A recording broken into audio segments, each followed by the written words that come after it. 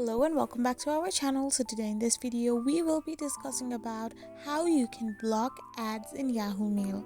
So without wasting much of our time, let's get straight into the video. So to block ads in Yahoo Mail, the first thing you need to do is simply open your Yahoo Mail app.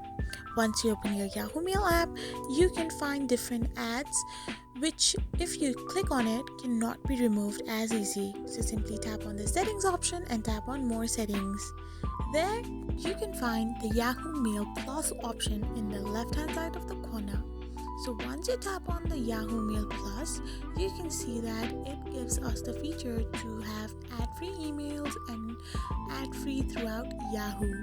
So if you subscribe to Yahoo Mail Plus, then only you can block ads that has been showing up in your Yahoo Mail.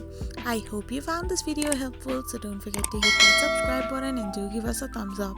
We will be back again with these informative videos.